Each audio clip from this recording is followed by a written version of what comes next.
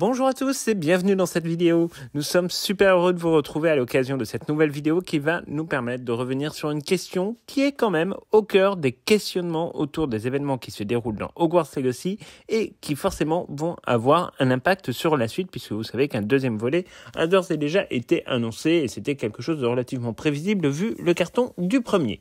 Vous le savez, Hogwarts Legacy, c'est un jeu que nous avons adoré en raison de superbes aspects techniques, de graphisme qui était vraiment assez extraordinaire, de très belles innovations dans la représentation des environnements du jeu et de l'histoire, de sa capacité à se détacher des précédents jeux vidéo, mais surtout des films, et aussi à nous plonger dans une certaine forme, on va le dire, de contemplation, qui n'est quelque chose de franchement pas désagréable. Bien évidemment, ce jeu n'est absolument pas exempt de tout défaut, nous sommes absolument d'accord. Le fait, par exemple, de ne pas avoir un personnage défini avec une histoire claire, nette et précise est en soi presque le plus gros problème de ce jeu vidéo.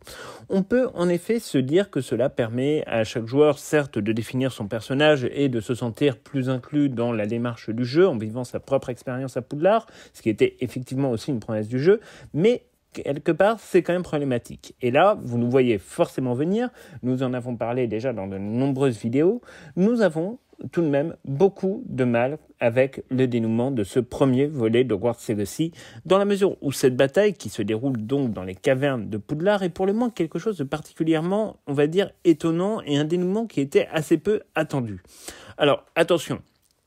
En termes d'expérience de joueur, nous avons vraiment adoré ce moment qui est épique, cette violence dans les combats, l'arrivée des professeurs pour défendre l'école et ce mystérieux élève. On a adoré la musique, on a adoré la réalisation de la bataille, mais elle pose quand même en soi, une fois qu'on a dépassé le stade de juste, on va dire, du waouh, de l'effet waouh, elle pose quand même question tant par sa nature que par ses conséquences qui peuvent être multiples en réalité sur cette histoire. Et cette bataille, du coup, et c'est la question qu'on se pose un peu dans cette vidéo, est-ce qu'elle est véritablement crédible ? En réalité, la question sous-jacente à cette question, c'est en fait de savoir si cette histoire de Hogwarts Legacy peut s'inclure dans l'histoire de J.K. Rowling et donc faire en sorte de canoniser quelque part l'histoire racontée dans Hogwarts Legacy 2. Notre avis sur la question, c'est un non assez clair et ferme pour de nombreux points sur lesquels nous nous sommes déjà exprimés et parmi ceci résident bien évidemment les répercussions de cette bataille si intense que nous vivons à la fin du premier jeu vidéo Hogwarts Legacy. En soi, pris indépendamment, encore une fois, cette bataille est vraiment plaisante. Mais là où le problème commence en réalité à vraiment se faire jour, c'est en fait que on est dans une logique où cette bataille serait en fait absolument déterminante pour la chronologie de l'histoire en elle-même, mais surtout qu'en fait, le problème, c'est qu'elle ne colle pas, et en tout cas pas suffisamment à celle de J.K. Rowling. Il faut se rappeler en effet que les événements d'Hogwarts Legacy se terminent seulement quelques mois avant l'arrivée d'Albus Dumbledore en tant qu'élève de première année à Poudlard. Alors, en soi, on pourrait se dire que tout colle puisque l'histoire n'implique presque aucun personnage de l'époque Harry Potter ou de l'époque des Animaux Fantastiques qui se déroule respectivement 26 ans et 80 ans plus tard. Mais c'est dans le contenu de cette bataille qu'il y a tout de même de très gros points de questionnement que nous avions un peu envie d'aborder et d'évoquer avec vous. Si on se replonge dans le jeu vidéo, on se rend compte que cette bataille implique tout de même 3 éléments importants. D'une part, la mort du professeur Fig, sur laquelle nous reviendrons. D'autre part, une bataille qui implique tous les professeurs et dont Phineas Nigellus Black est nécessairement informé. C'est une bataille qui est difficile à cacher aux autres élèves. Et puis, surtout, si on voulait rajouter un 4e gros questionnement, c'est qu'est-ce qu'il advint de ce dépôt de magie ancienne dont on nous laisse le choix soit de l'absorber, soit de le laisser en l'état. Bref, autant vous dire que tous ces questionnements, tous ces éléments-là viennent poser question sur la crédibilité globale de cette caverne et de l'histoire qui s'est passée à l'intérieur au regard, en réalité, de tout ce que nous connaissons sur l'histoire de Poudlard et du Wizarding World en général. Si on commence avec le point peut-être le moins impactant, qui est la mort du professeur Fig. Bon, il faut quand même se rappeler que parmi les professeurs de Poudlard, en dehors du professeur Binns et du professeur Black, aucun nom n'a survécu dans les écrits ou la documentation de J.K. Rowling ou dans la mémoire par exemple d'Albus Dumbledore. En tout cas, ce n'est absolument mentionné à aucun endroit. La mort d'un professeur, ce n'est pas une chose commune à l'intérieur même d'une école. Une mort naturelle peut toujours arriver, c'est malheureusement la mystérieuse évidence qui est celle de l'existence et de la condition humaine, mais une mort dans une bataille rangée, c'est encore autre chose et c'est surtout quelque chose qui naturellement va faire beaucoup parler. La mort d'un professeur, ce n'est quand même pas une mort que l'on cache facilement, surtout dans une école qui vit en vase clos et où tout se sait. On ne peut pas passer à côté et surtout cela laisse des traces. Et d'ailleurs, dans les romans de J.K. Rowling, il n'est pas rare en effet de revenir au détour d'une phrase ou davantage d'ailleurs pour ce qui concerne le destin de Gilderoy Lockhart, sur aussi par exemple le sort d'un professeur disparu comme le professeur Quirrell ou comme le professeur Lupin ou d'autres enseignants. Les disparitions d'enseignants ou même d'élèves, encore plus quand elles sont tragiques, font l'objet toujours de larges commentaires de la part des élèves, même quand l'école souhaite dissimuler une information où on sent qu'elle ne dit pas toute la vérité. C'est le cas par exemple de Mimi Géniard, même si elle a été pendant très longtemps oubliée, l'histoire quand même, à l'époque, avait fait nécessairement couler beaucoup d'encre. Albus Dumbledore, entrant quelques mois plus tard à Poudlard, nécessairement, il aurait forcément entendu parler de la mort du professeur Fig, ne serait-ce que pour expliquer l'arrivée d'un nouveau professeur, car il faut bien un remplaçant, surtout dans une matière comme celle-ci. Dumbledore se serait donc naturellement posé des questions sur le pourquoi du comment, comme en fait à peu près tous les élèves. Et d'ailleurs, rien que cette question de la disparition d'un professeur ne peut pas s'occulter. Et c'est en fait ainsi que débute, entre guillemets, la pelote de laine qu'il faut tirer. Et en fait, c'est pas bien compliqué. On arrive assez rapidement et assez naturellement aux causes de la mort, c'est-à-dire à savoir donc une bataille qu'on qualifie presque comme étant homérique, qui se déroule donc directement sous le château et qui implique l'ensemble du personnel enseignant. Une bataille de cette proportion, avec un déchaînement de magie, ne peut absolument pas du tout passer inaperçue. En proportion, c'est comme si on prenait un peu la bataille de Poudlard dans les Reliques de la Mort, pardon pour cet anachronisme évidemment, et que personne n'avait rien entendu à Préolard et que personne n'était au courant. Durant cette bataille, des centaines d'élèves se trouvent quelques mètres plus haut dans le château. Le combat, les explosions, les éboulements, enfin tout cela fait du bruit, ça fait des dégâts, ça a des répercussions sur la structure même du château nécessairement, et c'est quelque chose qui ne peut absolument pas passer inaperçu de manière assez évidente. Les élèves, même en pleine nuit, n'ont absolument pas pu passer à côté de quelque chose comme ça. Alors, forcément, les conversations autour d'une telle bataille ne peuvent pas s'estomper en un seul été et continueront naturellement à être évoquées durant encore plusieurs années. Tout le monde cherchera forcément à comprendre ce qu'il s'est passé, pourquoi, quel était le contexte. Enfin, il y a quand même tout ça qui pose question. Ce serait vraiment, à notre sens, en tout cas, le sujet débattu numéro 1. Et si on se réfère, par exemple, à ce que nous avons pu observer dans les événements de Harry Potter et l'Ordre du Phénix, on se souvient que la mort tragique de Cédric Diggory, survenue durant le tournoi Les Trois Sorciers, sera l'objet de conversations permanentes et même de très intenses discussions. Les élèves feront tout pour tenter de percer la vérité, de connaître les secrets, de dire les choses, de mettre des mots sur quelque chose qui est au-delà de l'habituel, et c'est là, pour le coup, quelque chose d'absolument naturel. Une bataille dans les sous-sols du château entre nécessairement, forcément, dans cette catégorie, et Dumbledore, là aussi, en aurait entendu parler. Alors, bien évidemment, des secrets peuvent tenir. On sait que certains professeurs sont pleins de secrets, mais là, nous sommes dans un autre domaine. C'est davantage un phénomène plutôt que, on va dire, un petit secret qu'on peut garder. Alors, certes, cet événement s'est passé lorsque Dumbledore fait son entrée à Poudlard. Mais il ne s'est passé en réalité que quelques semaines, quelques mois, grand maximum. Là aussi, difficile d'imaginer que les élèves passent à autre chose, comme si ça n'avait pas existé. D'autant plus qu'il faut tout de même se rappeler le contexte de cette bataille, qui est ni plus ni moins qu'une révolte des gobelins contre les sorciers et contre l'autorité du monde des sorciers. Alors oui, nous sommes déjà loin des révoltes connues dans les siècles précédents et qu'on découvre dans l'histoire de la magie, mais le fait est que les agissements de Ranrock et de ses sbires sont largement commentés, on le sait par la Gazette du Sorcier, ont des impacts sur le monde britannique de la magie. Et cette révolte, avec la défaite et la mort de Ranrock, fait nécessairement l'objet, là aussi, de remarques, puisque tout s'arrête. Donc forcément, tout le monde en parle. Pourquoi une révolte de gobelins, par exemple, se termine-t-elle à Poudlard et pas au ministère de la Magie ? Voilà une bonne question. Le fait est qu'il est difficile d'y répondre si on se replonge dans notre questionnement et dans la perspective de notre questionnement du jour. Tout ceci nous amène assez nécessairement vers une nouvelle question, une nouvelle piste. Et c'est la raison pour laquelle en fait cette bataille s'est déroulée à ce moment-là de l'histoire et à cet endroit. Alors, la réponse, nous la connaissons. C'est parce que dans les cavernes de Poudlard se trouve, ou se trouverait, ça dépend des choix de chacun, le fameux dépôt de magie ancienne créé par Isidora. En fonction du choix que va effectuer notre personnage, soit ce dépôt donc va être conservé en l'état, soit il va être absorbé. C'est un choix que le jeu nous offre. À partir de ce moment-là, s'ouvrent en fait deux possibilités. Soit le dépôt reste tel quel et il semble plus que nécessaire d'en assurer la protection, ce qui ne peut pas rester un secret contenu entre quelques enseignants, et il semblerait donc tout à fait logique que Phineas Négulus Black soit absolument mis au courant. Et s'il est au courant de cette source qui semble illimitée de pouvoir, pourquoi son tableau n'en a-t-il jamais fait part à Albus Dumbledore plusieurs décennies plus tard, alors que la première guerre du monde des sorciers et la seconde guerre du monde des sorciers un peu plus tard éclatent? Une telle magie aurait peut-être permis de modifier l'équilibre des choses. On peut imaginer que, dans le cas de cette hypothèse, Dumbledore, en tant qu'élève, n'aurait pas été informé de l'existence de cette ancienne magie. Mais en tant que professeur, puis directeur, proche aussi de la famille Weasley, ça compte quand même, ça semble quelque chose de très très peu probable. Alors, dans l'hypothèse inverse où l'élève aurait fait le choix d'absorber donc le dépôt, cela fait de lui un sorcier extrêmement puissant, qui n'aurait donc qu'à peine 5 ans de plus qu'Albus Dumbledore, personnage donc qui aurait aussi été un contemporain de Voldemort plus tard, et en fait, personne ne parle de cet élève qui serait potentiellement resté en 6e puis en 7e année à Poudlard, qui aurait été pendant 2 ans sous les yeux de Dumbledore, éventuellement dans la même maison. Là aussi, cela n'a aucun sens quand on prend le temps en fait d'y réfléchir quelque peu. Un élève détenant une telle puissance magique ne peut pas passer inaperçu dans une école, et encore plus après un contexte aussi pesant et aussi spectaculaire qu'une bataille hors norme dans l'école qui a fait quand même un mort.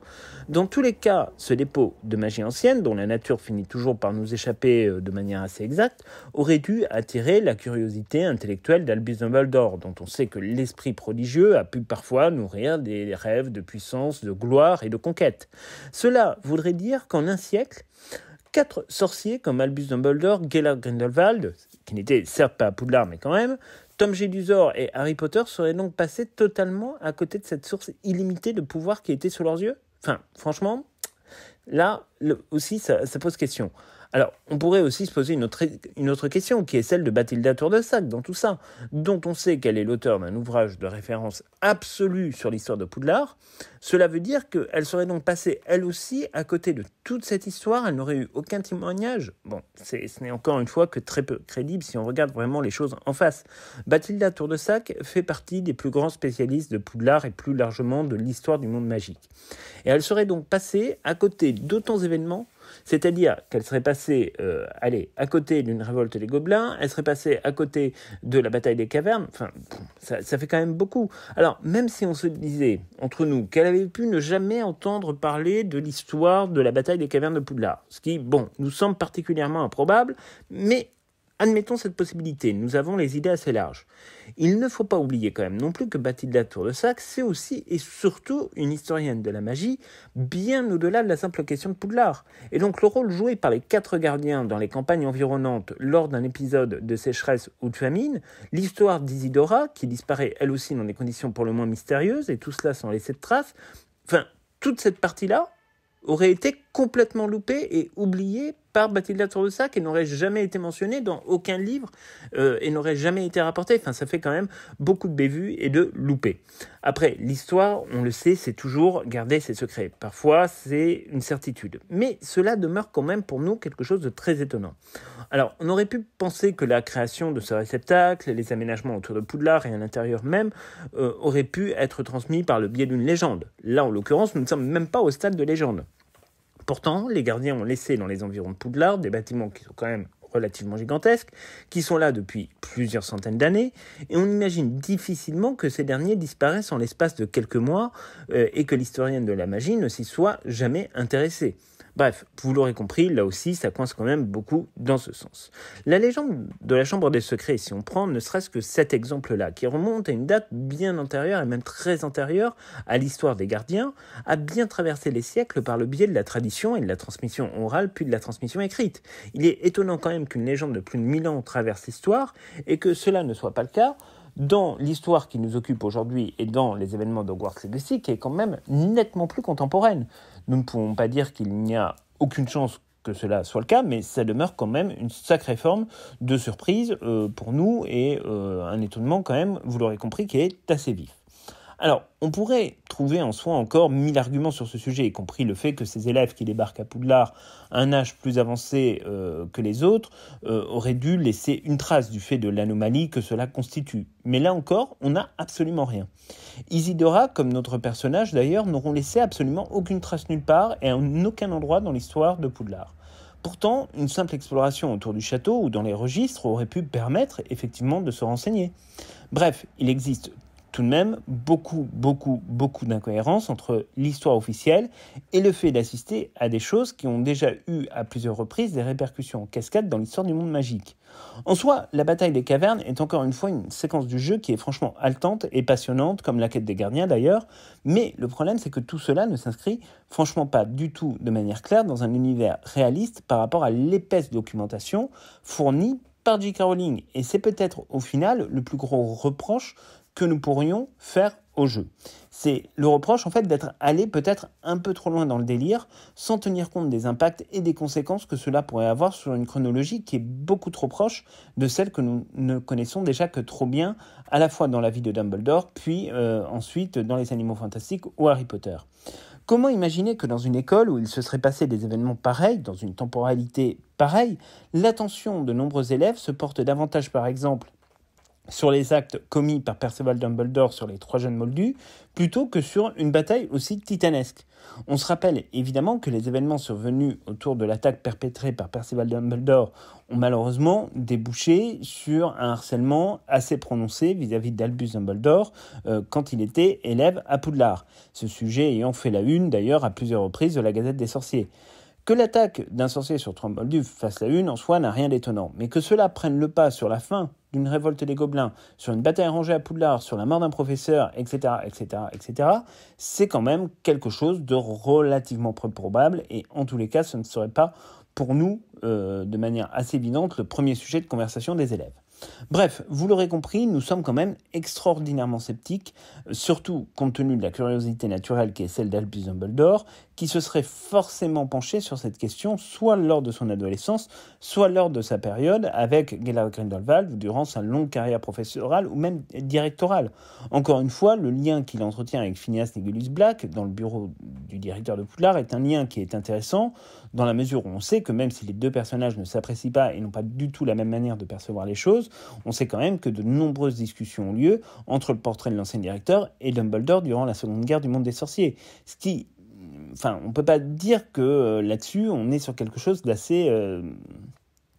on n'est pas sur quelque chose d'assez... on n'est pas... Dans le cas où, par exemple, Albus Dumbledore devrait parler à un directeur de Poudlard qui serait très éloigné dans le temps. On est quand même sur une période qui est très contemporaine et il y a forcément des choses à dire. Et d'ailleurs, à ce propos, nous vient un autre argument qui consiste à dire en fait que le portrait même d'ailleurs de la directrice à l'origine de la constitution du dépôt, à la période donc d'Isidora, Niamh Fitzgerald, est resté là aussi, lui, bien silencieux, alors qu'elle aussi était clairement, par exemple, sur la piste des reliques de la mort. Donc il y aurait eu encore des informations peut-être à donner. Pour nous, là aussi, il s'agit d'une incohérence supplémentaire, déjà parce que cette directrice n'apparaît absolument nulle part, mais aussi parce que là, on aurait pu imaginer que la question des reliques de la mort se posant à plusieurs reprises dans Harry Potter, cette directrice aurait pu intervenir par le biais de son portrait pour dire globalement ce qu'elle pensait de la situation. Et peut-être qu'elle aurait pu éventuellement apporter un éclairage sur ce qui s'était passé à l'époque d'Isidora, ce qui s'était passé à l'époque de notre personnage. Il y avait quand même des choses à dire, mais là aussi, pareil, il n'y a rien. Et donc pour nous, ça, en l'occurrence, c'est une vraie incohérence, et une incohérence qui, certes, n'est pas très importante par rapport à la manière dont on joue et dont on a apprécié le jeu, mais c'est une incohérence qui fait que, malheureusement, on a quand même du mal à inscrire la bataille de Poudlard dans un contexte, on va dire, suffisamment crédible pour être considéré comme ayant existé dans le canon de J.K. Rowling.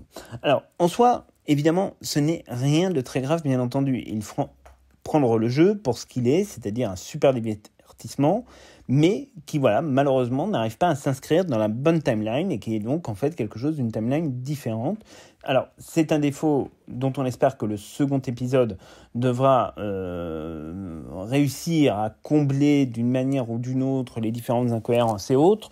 Entre nous, on a un peu de mal à imaginer les choses. C'est pour ça que nous, on espère que Hogwarts Legacy 2 opérera un décadrage en fait géographique très important et qu'on quittera Poudlard pour justement ne pas heurter encore plus la timeline qui est celle de J.K. Rowling.